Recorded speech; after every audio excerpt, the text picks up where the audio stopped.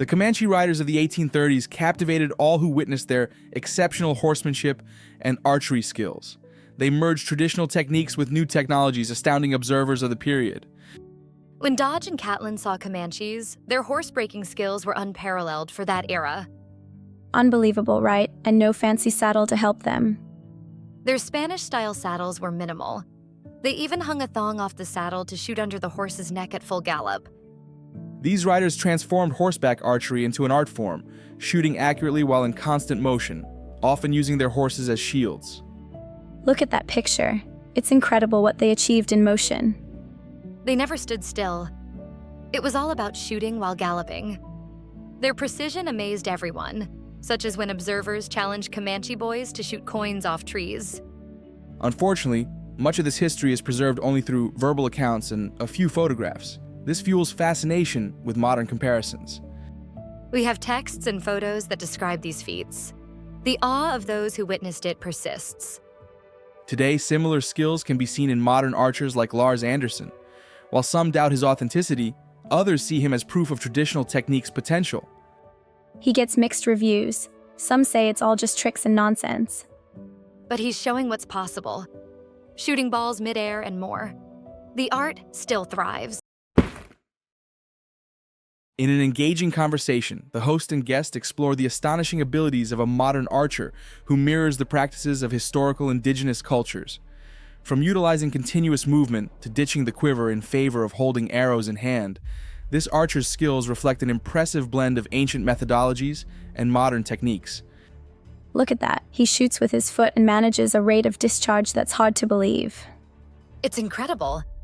He's accurate and constantly in motion, akin to the Magyars and other legendary archers. The guest elaborates on how this method broadens one's ability to adapt and respond quickly, a skill necessary in battle as depicted in ancient iconography. In these drawings, the way he holds arrows in his draw hand is just fascinating. It's rapid and effective. The host relates to this by sharing his own experience as a bow hunter, recognizing the impressive nature of traditional techniques. We assume it's always about the quiver, but he demonstrates that holding them in hand was the way of accomplished archers. The conversation turns to storytelling and the power of film in preserving these historical narratives. The guest mentions the challenge but highlights an upcoming project. Someone needs to make a movie about the Comanche and characters like Quanah and Cynthia Ann Parker. Fortunately, Derek Cianfrance is attached to a screenplay that focuses brilliantly on Quanah and Mackenzie. It's just flat out brilliant. The discussion wraps up with admiration for the modern archer's homage to tradition, carving a path for newfound appreciation of these ancient skills while reinscribing them into today's context. The conversation dives into the gritty realities of life on the Texas frontier, where the Parker family found themselves at the heart of a cultural clash with the Comanche. The host and guest dissect the cyclical nature of history, where beginnings and endings are wrapped in cycles of territorial expansion and conflict. These are the Parkers. My book explores the rise and fall of the Comanches as a tribe, but the Parkers' story is a uniquely personal thread. They were undeniably brave, even foolhardy, venturing without military or institutional backing, unlike European expansions where soldiers would first provide security. The guest highlights the Parkers' audacity, accepted by Mexico to fortify against Comanche raids. Their settlement was part of a larger tapestry of harsh confrontations and exchanges, which remain embedded in local memories. It's so dark yet fascinating. Such a wild era, and surprisingly recent. I'm 52, so we're talking about events just 3 lifetimes ago. Right. The exchanges were brutal. The Comanches had no concept of these settlers' ties to the industrializing East. It was an uncharted territory for both groups, with a harsh, often violent hand-to-hand reality. The host reflects on the savagery and proximity of these events in history. Despite the passage of time, the memories remain vivid, especially in places west of Fort Worth. Where I grew up, Native Americans were often subdued by disease or treaties, if not by bullets.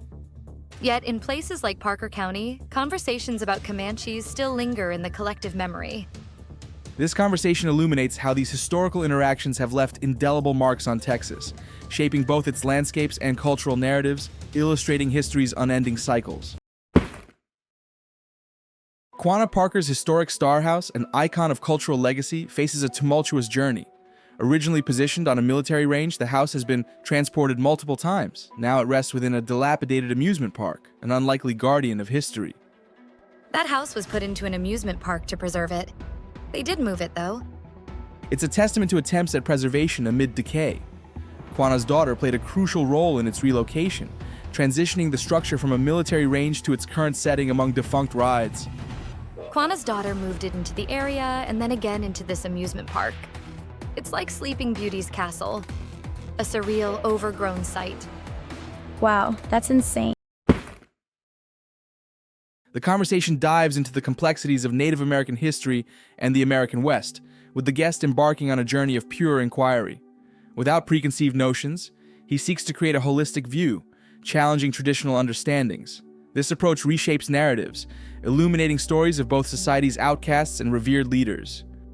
I read your book, and it was one of the most paradigm-shifting experiences. It completely changed my perspective. Well, I'm glad you experienced it that way. I just went in as a reporter without any particular agenda. The guest emphasizes his method of reporting facts grounded in curiosity rather than bias. This unbiased exploration opens dialogues about figures like Crazy Horse and Jack Hayes, the original Texas Ranger. Has anybody written a good book on Crazy Horse? Larry McMurtry wrote a small volume, but nothing comprehensive. The guest's depiction of Hayes as a formidable figure among the Rangers reveals the blend of outlaws and lawmen, intriguing layers within American history. Jack Hayes was really interesting, the Uber Ranger. They put together these outcasts to get the job done. As they conclude, the host appreciates the transformation and enlightenment the discussion has sparked, paving a path for future readers and scholars to reimagine historical realities. You knocked it out of the park, man. Thanks for coming here. Thank you. It's a great subject. It told what happened in the American West through this one lens, which is pretty cool. The legacy of Quanah Parker, a pivotal figure in Comanche history, is a remarkable tale of cultural preservation without a formal reservation. Through innovative practices and cultural synthesis, Parker enriched his community and preserved their traditions. It was unique because Oklahoma didn't have large reservations like other states. Quanah became integral to his society, setting up cattle leasing and founding a school board. These are things you might not expect from a Comanche chief. Parker's curiosity led him to embrace new traditions, like the peyote rituals, which he integrated into the Native American church, highlighting his commitment to cultural fusion. Quanah wanted the government to build him a house. They refused, so his cattlemen friends constructed a magnificent home with giant stars on the roof, known as the Star House. The Star House was a vibrant place filled with family, culture, and historical guests, a testament to Parker's welcoming spirit. The decay of the house today raises questions about preserving heritage. When he died in 1911, people discovered he had given most of his money away to those in need, showcasing his generosity. Yet now, the Star House isn't preserved, even as a historical landmark. The conversation unfolds around the harsh realities and cultural interactions on the frontier, with a focus on the Comanche tribe. The guest sheds light on the brutal yet structured customs regarding captives during raids. Right. Because his mother was Cynthia Ann Parker, that didn't come out, and no one found out that until he was much older. So he was born Quanah as a Comanche. Oh, wow. Yeah, so as a famous Comanche war chief, and he was one of the most famous and feared. The guest explains how adult males were typically killed, while children as young as 8 to 12 had a chance of being adopted. It's such a crazy story that they killed so many people, but occasionally they would keep people and bring them into the tribe. He emphasizes that these were long-standing practices among Plains Indian tribes. The conversation shifts to the transformative role of the horse in Comanche dominance. What made the Comanche special was that they became the preeminent horse tribe. Did you know that horses originally evolved here in North America? This highlights how the horse drastically altered power dynamics, reshaping realities in the plains. Through understanding these elements, clarity about the historical context and the Comanche's rise emerges. The discussion delves into the complex portrayal of Native Americans in media, often reduced to two extreme narratives, villains or victims. Our guest highlights the need for a balanced depiction, revealing the nuanced realities of historical conflicts.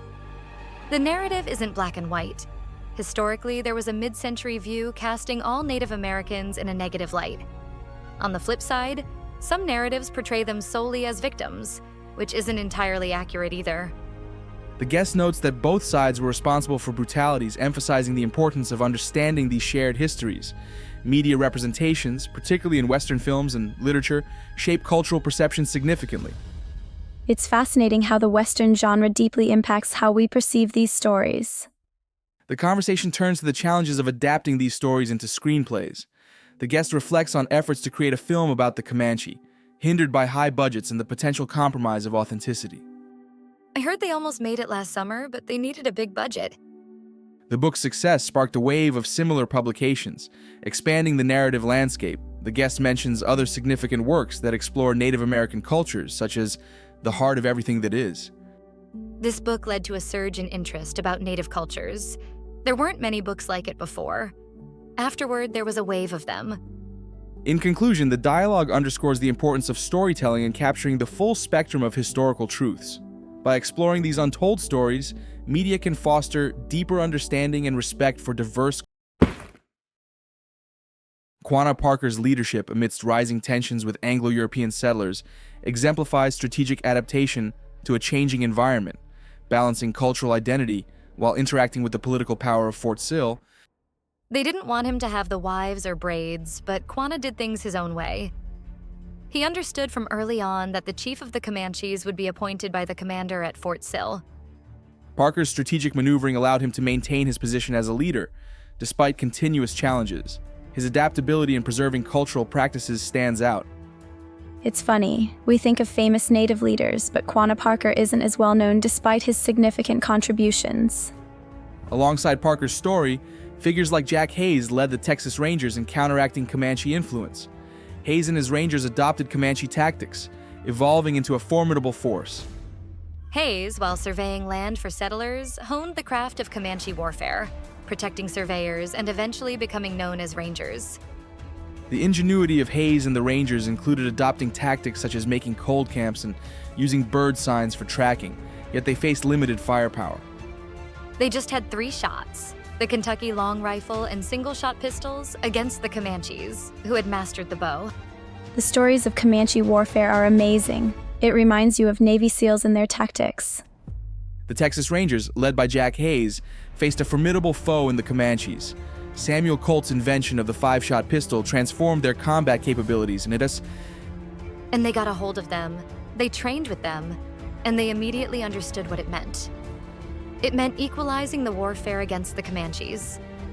Colt's revolvers gave the Rangers a new edge, transforming them into mounted fighters who could rival the Comanches' prowess. This shift was pivotal during the Mexican War. Nobody had seen this kind of ability to fight and move mounted and move with these Walker Colts, these 5-pound hand cannon 6-shooters that they had. The discussion shifts to the Comanches' developed archery skills before European encounters, highlighting their sophistication. The Comanches already excelled in archery before meeting Europeans, displaying remarkable ingenuity. So the Comanches, living this nomadic life, had developed their own sophisticated archery techniques by the time they met Europeans. Ultimately, Jack Hayes and the Texas Rangers thrived by leveraging Colt's pistols, fundamentally changing the warfare landscape. In today's discussion, we delve into the intricate history of the Comanche people and the land treaties that have shaped their current state, highlighting the absence of traditional reservations.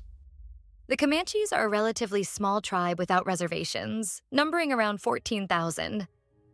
Unlike some tribes with successful casinos due to urban proximity, the Comanches face economic challenges. That's a grim reminder. It's tough seeing so little hope and opportunity in those places.